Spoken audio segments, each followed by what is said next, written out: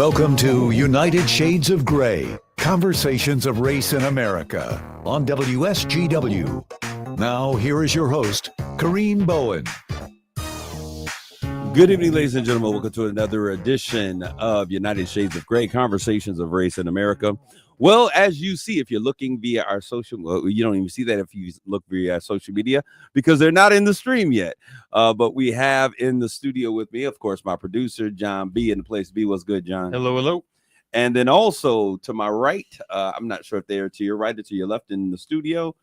We have with us Mark Bassett. What's good, Mark? Hey now. He is here again. Cowabunga Mark, all the way from the Western Shores. And then there's another very distinguished gentleman that you may not be able to see via social media because he likes his mic to be covering his face. But we have the Bishop Hurley Coleman It's Jr. the way I ride with the mic covering my face.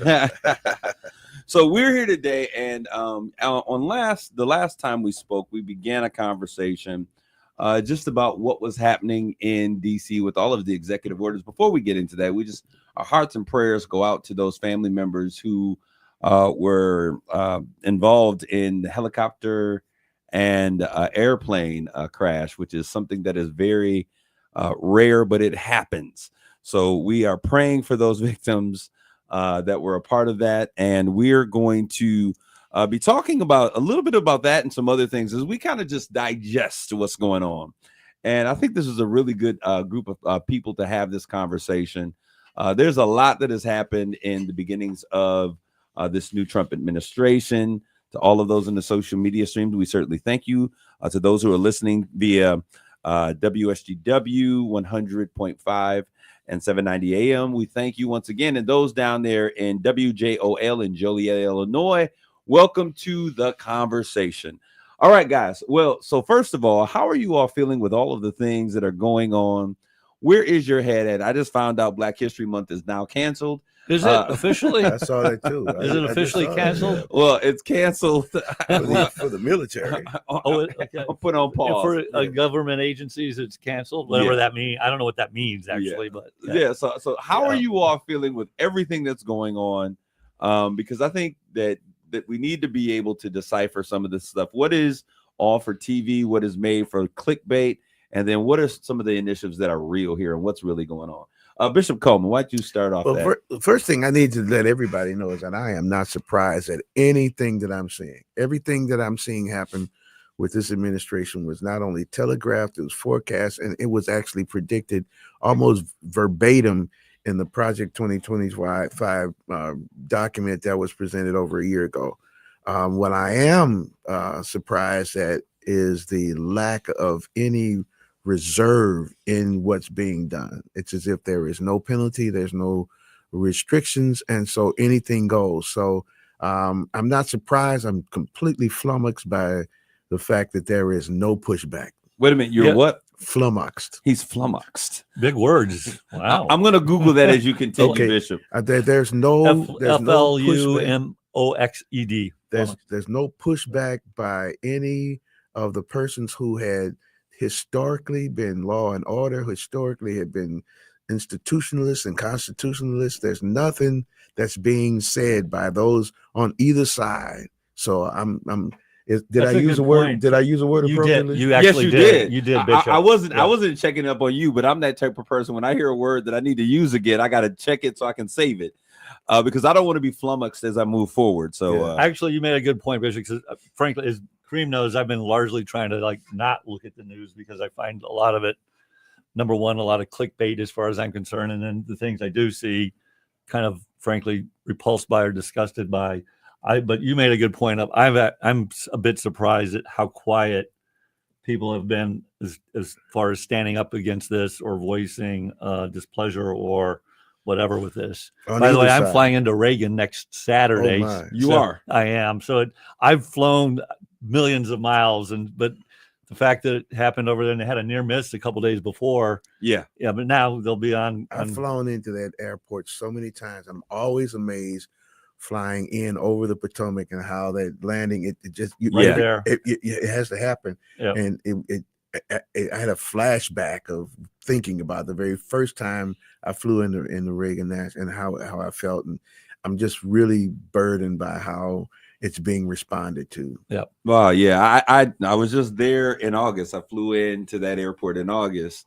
But it's funny because most of the time when I'm on an airplane, I just kind of go to sleep. So until the wheels hit the tarmac, I'm kind of asleep on those things. But so you were talking about how the lack of response. You and I, Hurley, we were on our sister station, and we used the word that someone else they brought up to me again when we were talking about blitzkrieg, lightning warfare, and it's when you hit someone with so many different things, you're stunned. Cuts. Yeah, and you don't know how to respond. Do you think that a part of the response has been slow because of the fact that there's so many fires that are being started?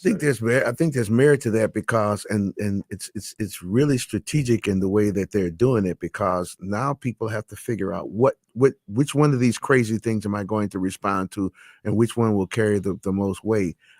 What's incredible is that it's so successful at keeping the whole media world focused on Trump and whatever is happening in the White House. Everything else is secondary. If it hadn't been for this airplane crash, nothing else would be news. Absolutely. And so there's so many different items. Like I think you may have said this, Ed, about how many different things are we were in before the show started. How many different items have been presented, and that's intentional to make sure that people got to pick their wars. They got to pick their battles, and people they're not knowing which one to pick. Let me ask this question, and then we're going to dive a little bit deeper into the topics, the different things, all of these different executive orders, and they're continually coming. When we look at this, is there in warfare, there is usually, you set off a diversion as you try to statistically fulfill a particular mission. Do we think that maybe there's some of that going on? Like, I'm going to just cause all of this chaos here, but this is my real focus. Or is this just kind of like what we're dealing with? I think it's kind of what you're dealing with. I think, again, he's, we talked about a little bit before he got here. I'm not sure that he has a particular singular agenda. I think he's trying to appeal to his base and the masses, and he's going to go down as many paths as possible. He showed last time he wasn't super disciplined or super coordinated. I think he's more disciplined and more coordinated this time. He's learned about it. Yeah. But I still think one of his core strengths is not being disciplined or having a clear vision at the end, and this is what we're after. Mark, allow me to respectfully offer an alternative view. Sure. Because I think that on his position, for him, you're absolutely right. But as far as the agenda, it's absolutely the case. It's clear to deflect and make sure, because the ultimate goal of this agenda is complete disruption of government and life as we know it, so that it can be reformed or recreated or restationed or remade into what they want it to be, and that they can be found in the listing of those who created this plan, which is Project 2025. And nobody's going to make me think that this is not the case, because too many of those people, I read the whole thing. Yeah. And too many of those people who wrote that are in this administration. It's interesting because 30% of the administration from his first term in office went and began to work for the Heritage Foundation. This is something I've been saying since he left office. And now a lot of those individuals who are authors and key players in the writing of Project 2025 are now a part of that administration. I want to ask you a question, Hurley, that's going to take us in a bit of a different direction, but it takes us, we are still in that same sphere. And the way I'm going to answer the questions, I'm just going to say a couple of names, and I think that you're going to know exactly where I'm going with this. Byron Donald, Tim Scott, Herschel Walker. I know exactly where you're going with this. Where am I going with this? You're going with this where all of these individuals were presented and marched out as caricatures during the campaign to represent Black opinion, Black conservative opinion, Black Republican opinion, and to garner support. And all of a sudden, now that this has happened, they're absent. They're woefully absent from the conversation, from the picture. It's because they were used. There was a time at a point in time in this process that I think even the Republican Party was saying that Tim Scott could be the vice president. Now, this is the Republican Party as a whole, not necessarily just MAGA. Tim did a number of things. Mr. Scott, I say Mr. Scott. He did a number of things to align himself, his position, his conversations. Were you surprised at that? Yeah, I was no, a bit surprised. to be I honest was with you. very surprised because one thing that I always gave him credit for, even though his political views were very different than mine, I consider myself an independent. I feel this way about this and this about this. And so neither of these parties represent what I think. But what I've always seen him as is a statesman who understood and had some sense of conviction. And I was disappointed to see what he became and how he began to kiss the ring. And when he really thought that he had an opportunity, he went full on and began to support and to stand with some of the things, including the J6ers. That's their new name, the January 6th individuals who are trying to do anarchy at our state capitol. What do you say when you think about that, Hurley, as a Black man who stands up for his community, who has a desire and understand that we all have different political views? But when you see someone play that hard and support that hard and then just disappear, and when you see the makeup of this current administration, the cabinet positions and all the things, you don't see them anywhere in the mix after going so hard. What are your thoughts? I'm old enough to have seen this happen so many times before. And I have to say this, and I hope that I say it in a manner that would be acceptable to the broad community listening. It is not just him in the Republican Party. Absolutely. But it's African Americans in general. When we forsake character to support an issue, we make ourselves a puppet and a tool. And once that tool is used, it's discarded. I have screwdrivers in my toolbox and pliers in my toolbox and hammers in my toolbox. I don't need them for every job. When I need them, I use them. When I don't need them, they go back in the box. That's what happened to Tim Scott. I guess I'm surprised, again, back to you. I mean, ultimately, I think people like him should have seen this coming, frankly. And so while what I've seen, while what happened is disappointing and unfortunate, people like Tim Scott, it doesn't have anything to do with race. Other people should have seen it coming a mile away. And so he bears a personal culpability of, like, you got used. You should have known that you were going to get used. And you basically did that for the hopes of personal political gain. How many others? A lot of others. I mean, a lot of it. I mean, and I appreciate the fact that I appreciate the fact you said it doesn't necessarily mean it isn't about race, because there are others. Oh yeah, take Mike Pence. Exactly the same thing. No, Mike Pence is an extremely religious man who went along with Trump for 4 years.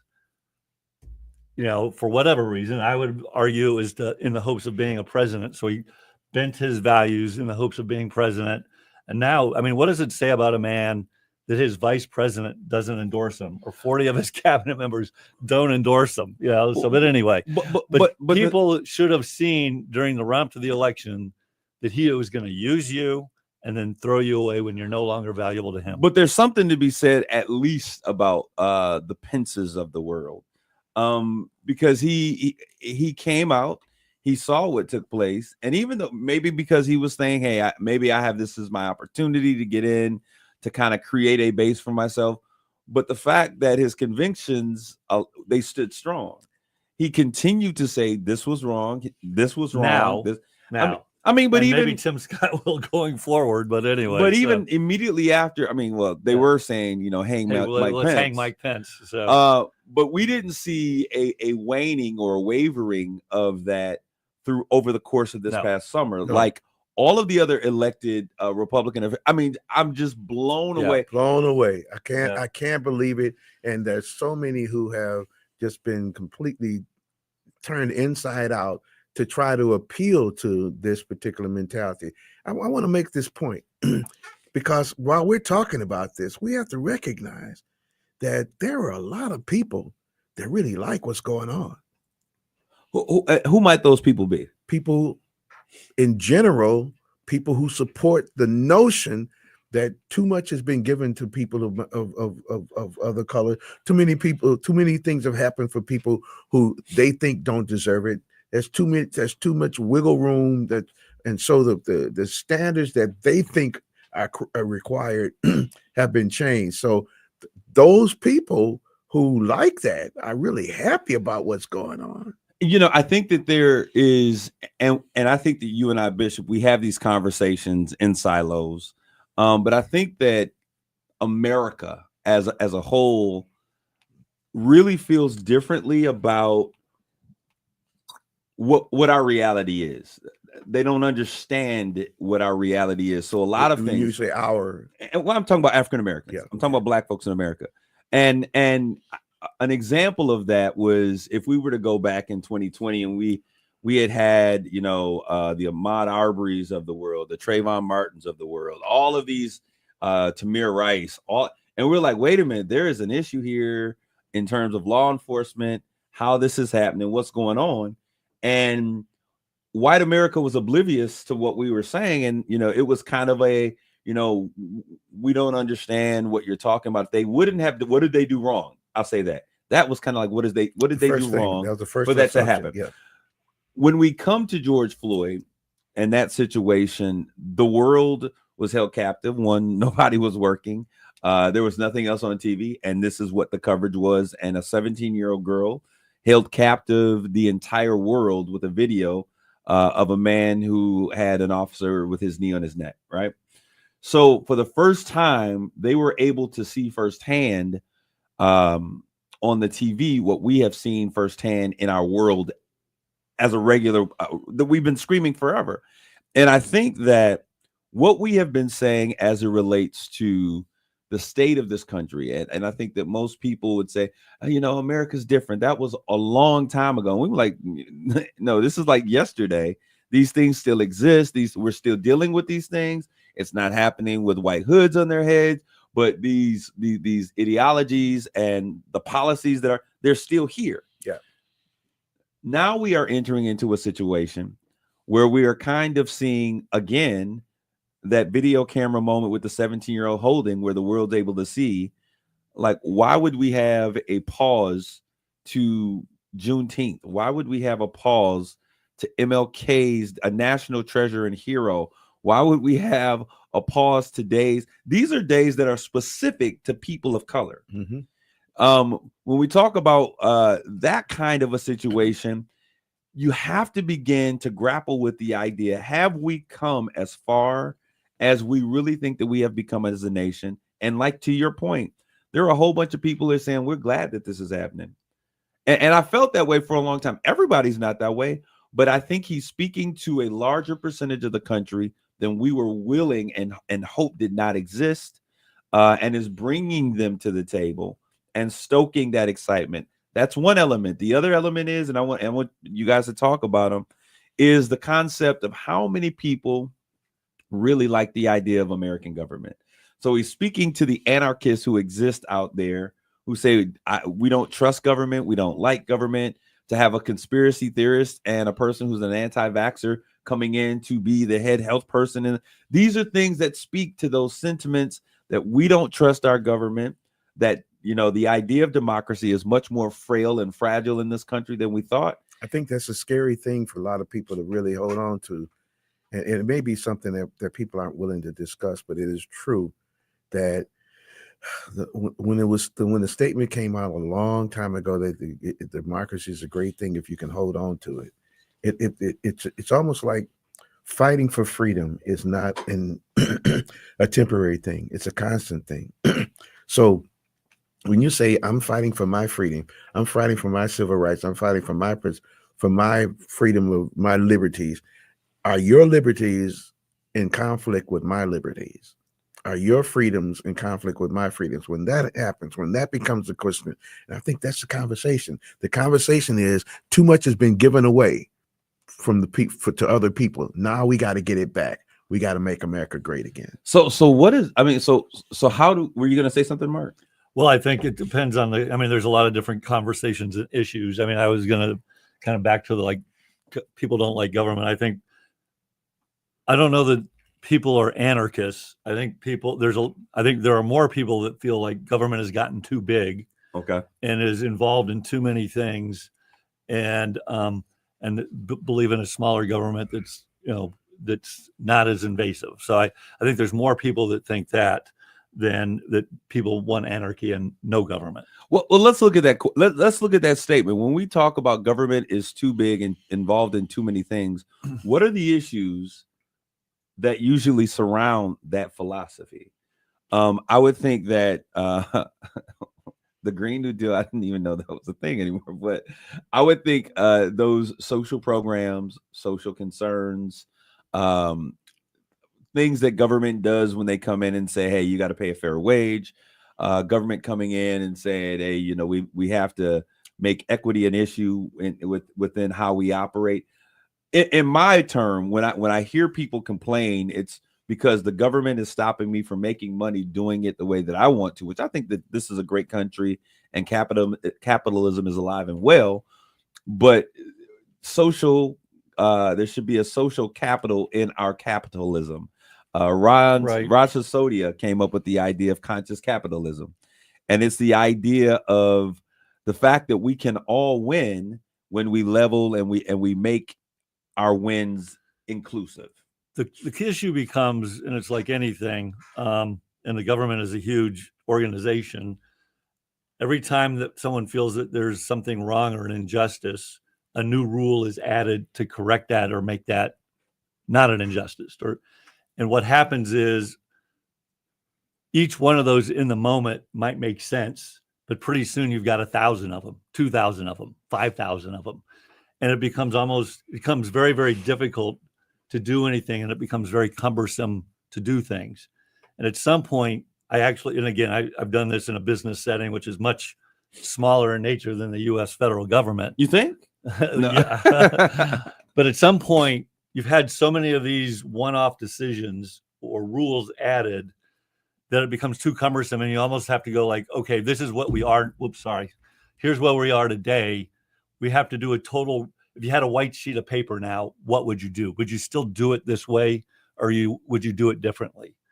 And so we've got a lot of agencies and bureaus, and it doesn't have to. It could be around safety regulations. It could be around whatever, where there's just so many rules, it's impossible to keep up with it anymore. Mark, what's interesting to me about your statement? It's so accurate. I mean, what you just said is so accurate, and it is indeed the greatest conundrum that we as a society face. The fact that we want things to be better for everybody.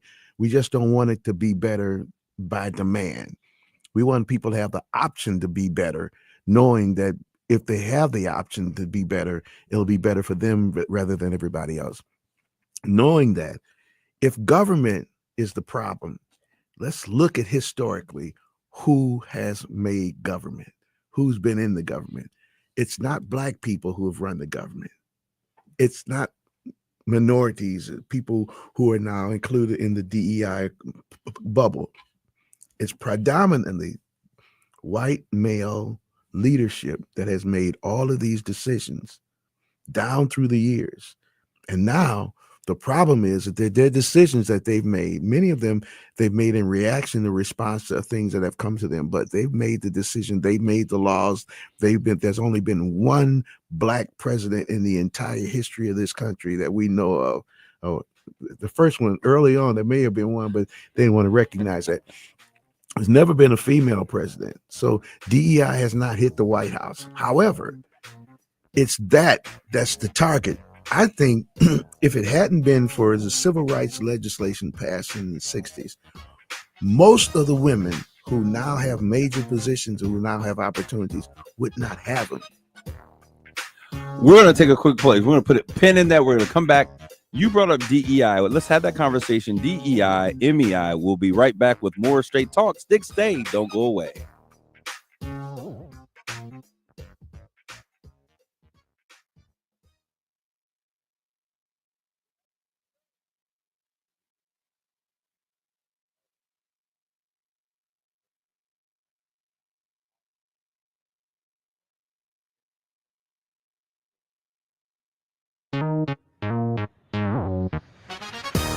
You're listening to United Shades of Gray on WSGW. This is Kareem. We're back with more United Shades of Gray, conversations of race in America. Before the break, Bishop Coleman, you were having the conversation. You were talking, and you brought up the idea of DEI and who has legislated and created government and rules and laws, and why there was a need. I think it was in response to the statement that Mark was making, all of the different things that the government is doing. Let's talk a little bit about this concept of DEI and this new MEI, which is the anti-DEI: diversity, equity, inclusion, meritocracy, excellence, and what is it? Intelligence. So let's talk about that, and let's talk about how. But you do know that there is no law that's entitled DEI. Absolutely, but let's talk about that. Because in many instances, I think it's funny because to me, they are very much the same. In theory, they should be. In theory, you should want the best people, the smartest people, irrespective. Like in a perfect world, you wouldn't see the people, you would just interview them. They'd have voice filters. You wouldn't see the resumes.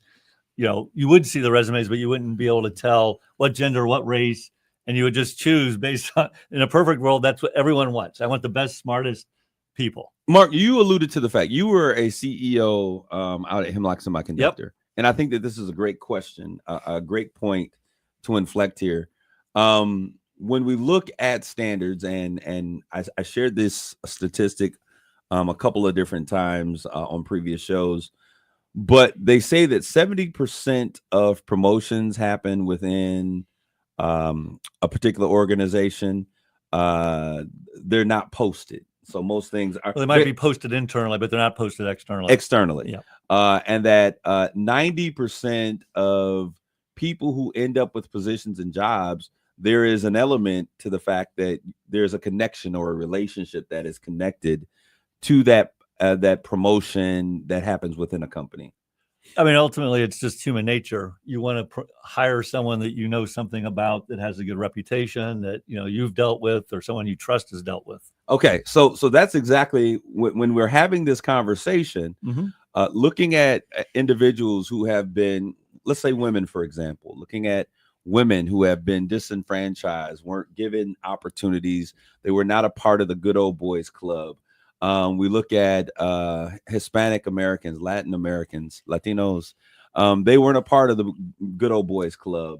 We look at folks who came from other countries, maybe as immigrants from Ireland, that were not given an opportunity and are trying to find their way in the system. And then now they have a generation of folks that they're educating and have college degrees. Understanding the statistics that I gave with the explanation that you also shared, how do those individuals ever stand a chance of ever breaking through the barriers if we look at, a pool that looks like us that we usually fish from, or having a connection? If I don't have a connection within that system, how do I ever have upward mobility? And I think that it speaks to, and I'm going to give you an opportunity to respond. I think that it speaks to the fact that less than 1% of these major companies, these Fortune 500 companies in the world, have someone who looks like me at the helm of their leadership. And one of the things that you were really integral in, and what you said, hey, when we connected, you were like, listen, I'm trying to bring some diversity to what we're doing. Right. We know that there's qualified people out there, but how can a company in 2020 be 99% white or 98% male?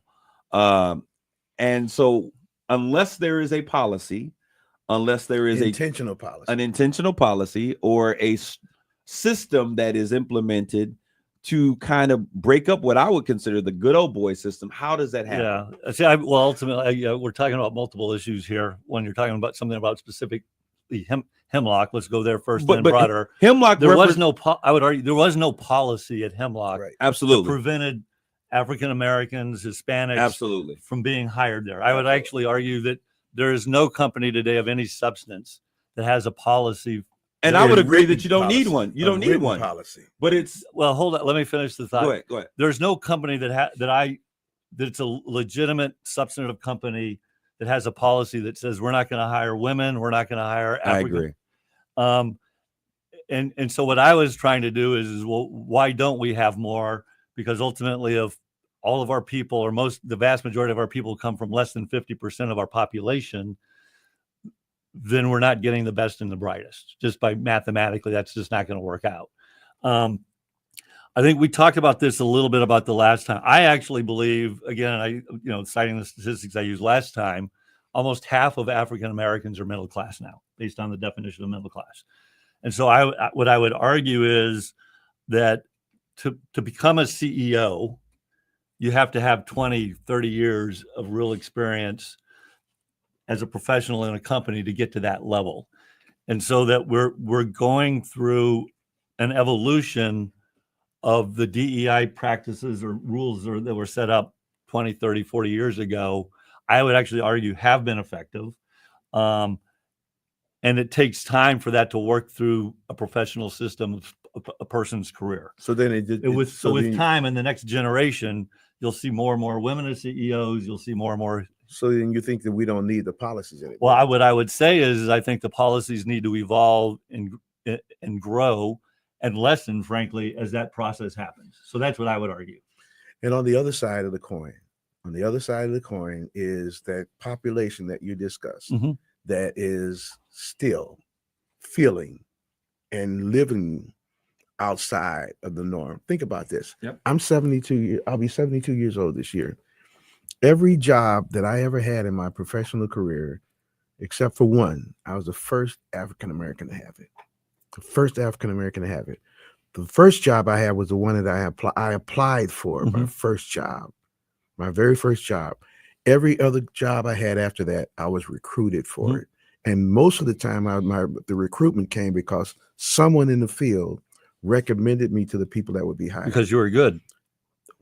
I'm glad you said that, right. Because if it hadn't been for the affirmative action policies in the 70s, I would never have gone to college because I didn't have the general qualifications, right? I didn't fit the mold, but I got in college. I graduated from college, had a very successful career as a government worker.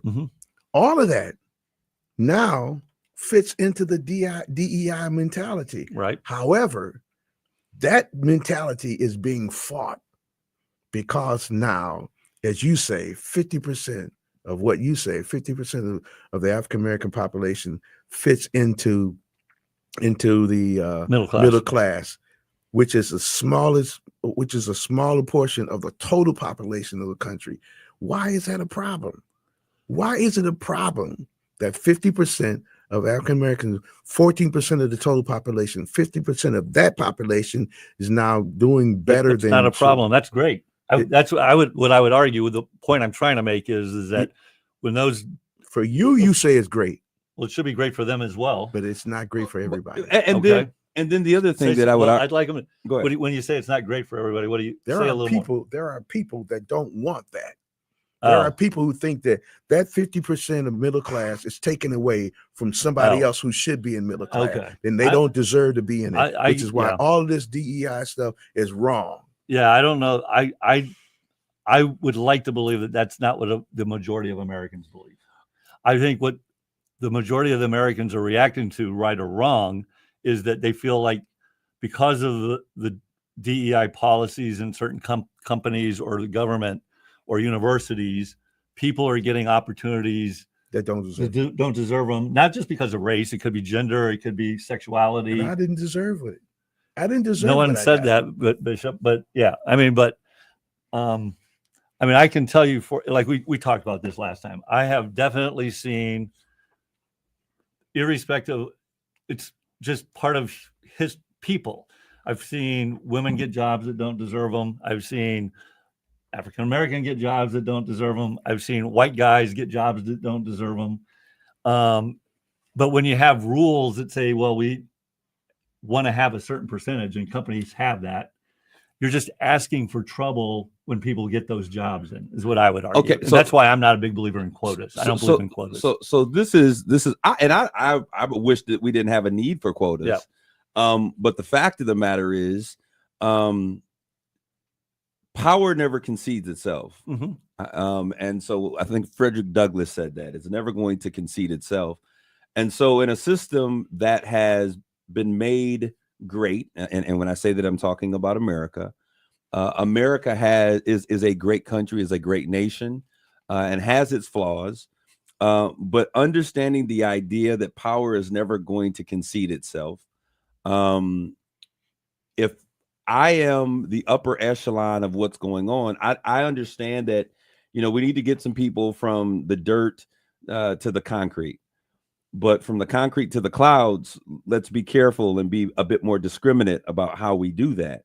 And when I see too many people moving from the concrete to the clouds, then I got to start putting up systems to make sure we protect the clouds so that my kids and my friends' kids have those opportunities to stay in the cloud. Do you think that's Be happening? okay, but That's happening in like a real company? No, I think it's happening in life in general. And this is why I say that. Okay. Because I think that the narrative and that is happening, and what makes Donald Trump so great. We make it about the price of bread. We make it about the price of gas. We make it about the cost of a dozen of eggs. We make it about the gallon of milk, but none of those things have changed. None have changed. None of those things have even been on the table for conversations. And because they have not been, it has to let me know that was never the issue in the first place. However, the things that are on the table that we're talking about is pausing things to celebrate iconic American figures. He's not just an iconic Black figure. He's an iconic American figure. The celebration of freedom of a people that have been essential to the development of a system that they're trying to now control and make sure that certain populations don't reach the upper echelon of that system. So it allows me to know that when you come in, you're going to do what is most important to you.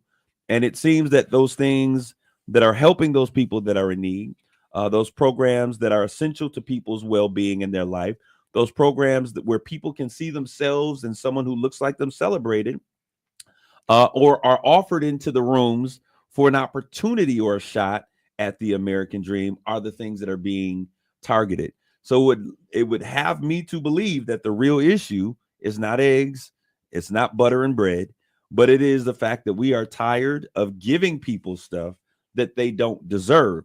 And this is why we think that they don't deserve. And that's why I say there is no difference between MEI and DEI, because DEI never meant what you were saying, Mark, was that these individuals were not qualified. What it meant was that they had qualifications that would have never been able to get to a level of the boardroom, because we fish from the pond that looks most like us. Or there was a barrier to their exposure. Absolutely. And it's not, and you're right. There probably aren't written policies for exclusion anymore. There aren't covenants in real estate that say you can't sell this to a Black person.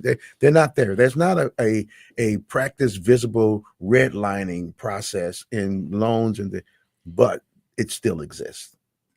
It does still exist. There are still those things that, and I think we got to allow for the fact that people want to be comfortable. They want to maintain their comfort. We got to allow for that.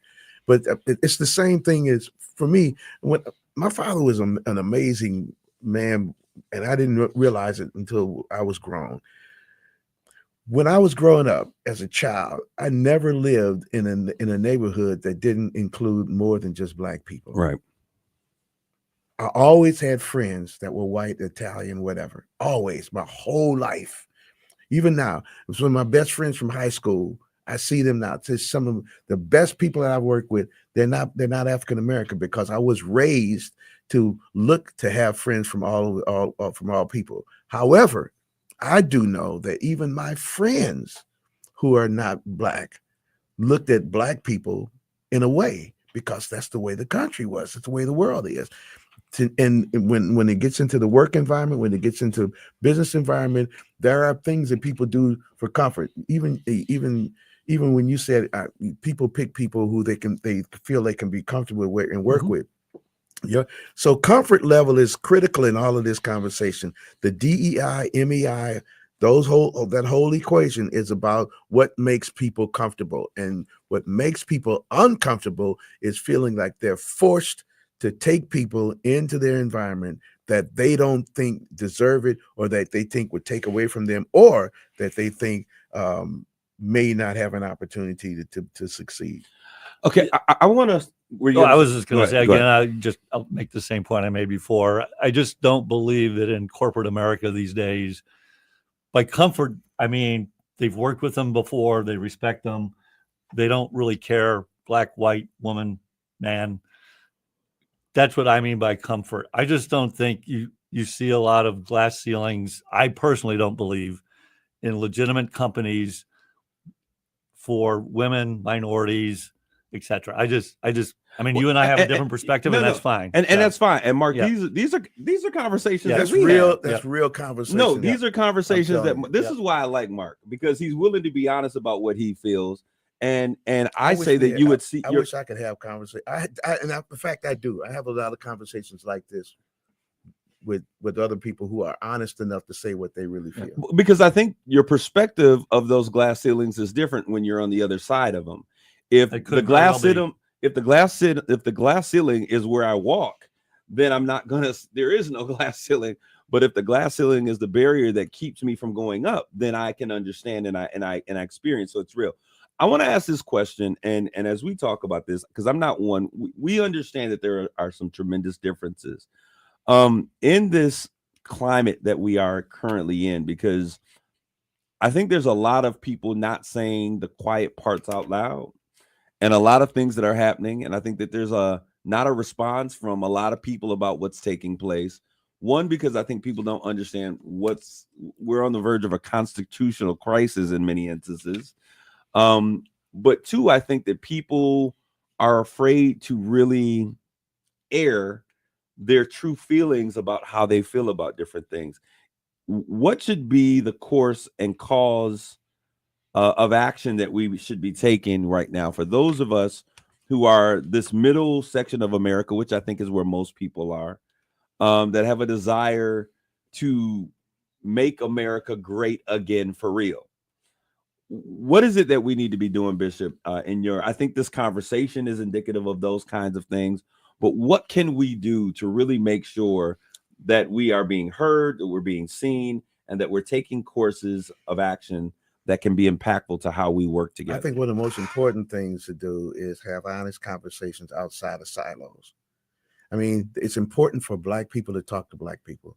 It's important for white people to talk to white people. It's important for the Hispanic and Asian and all these communities to talk within their community.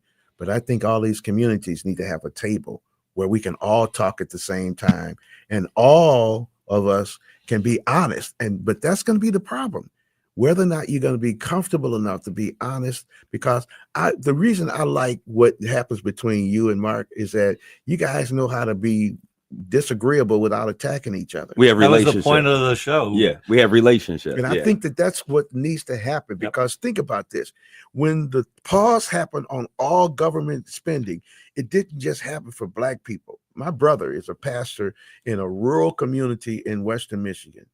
And I was talking to him today, and he was in the office at the township office when people from the rural community came rushing into the office and said, I can't get my SNAP. I can't get my food stamps. What can I do? Who's going to help me? That happened this week. Well, they were not Black. I was in a police station and they were having issues because some of those dollars were grant dollars, federal dollars. So they were having about scheduling officers. So it didn't hurt just Black folks. It actually hurt a preponderance of white. I mean, again, absolutely, the population because the bulk of the people on those programs. Sure. I was on WIC. I was in grad school, married with 2 kids, and we were on WIC. We went to the store with the coupons for milk, cheese, cereal. I mean, so I became a very productive member of society. I paid for those WIC checks many times over. But we needed them. But they were necessary, right? They were necessary, and they were necessary. And you were standing in line in the grocery store right next to somebody who was very Black. humbling, by the way. Handing a cashier a WIC check, very humbling.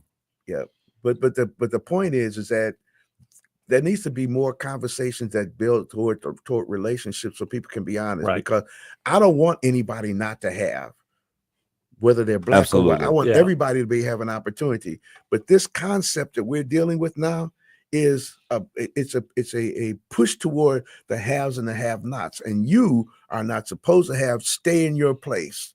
Don't ask for it. Don't make me give you a piece of bread because you only can get crackers. You know, it was interesting. Mark, he had made the suggestion that we have a conversation. We would get together and bring people together having a meal. This may be another one of those opportunities to bring people together. I don't know, maybe in a luncheon forum. I don't know if it's a small, whatever, but bring people together and have these conversations about how we need to work together. First of all, I think one thing that I really appreciate is when people are just honest. I can deal with you when you're honest about where you are.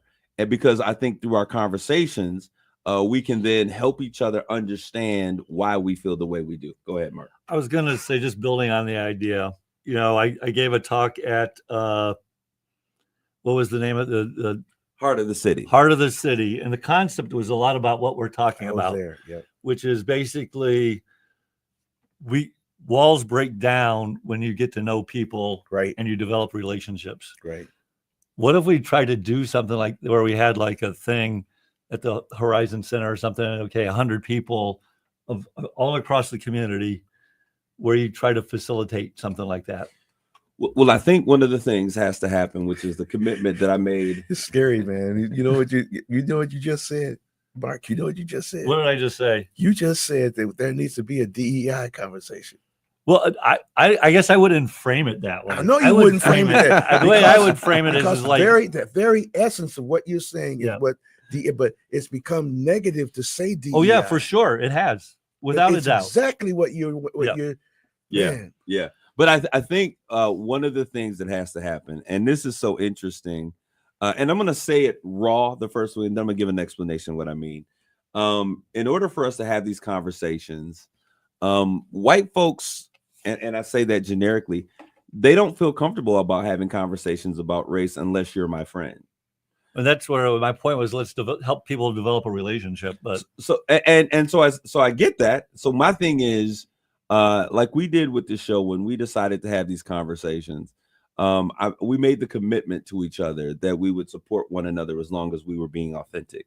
And I think that allows us to be able to say things and laugh about some things that other people don't have the opportunity to do. So whatever that conversation looks like, whatever that event looks like, if it's us connecting with Horizon saying, hey, we want to create a conversation, and it's really about community building. It is. This is a community building conversation that we can be honest. Let's air all of this stuff out. I want to know why you feel that DEI is against your family or is taking. Let's be honest about that. And then we can really let's bring in some statistics. Let's bring in some individuals. Let's bring in those people who understand how humans think and behave. And then we can begin to say, okay, what are some things that we can take proactively to do to really begin to make change happen and build some real relationships in our community? What are you guys' thoughts about that? We got a minute. I think it's great. I think it's a great idea. I think it's necessary. You got to take away the emotion of personal pressures out of it and just be for real. That's what you got to do. Mark, what are you thinking? Like I said before, to me, it's all about building personal relationships. Once you do that, you learn what the other guy wants or the other woman wants is no different than what you want. That's right. And we might need to say what they want. The Saginaw community is not so big that you can't get something going. I don't think. Well, so taking a play from Mark's playbook, having those things, I think dinner or meals are always a great place to have great conversations. I think those are places that we can use. Once we get to eating, we get comfortable. Maybe we spend some time socializing. Bread and breaking barriers. I love that. Wow. Well, I don't know about breaking bread because I know there's some people that are out there talking about breaking bread, but we can definitely break barriers. We're going to take this time to say goodbye to all of you all. Thank you for tuning in. We'll see you next week with more of United Shades of Gray.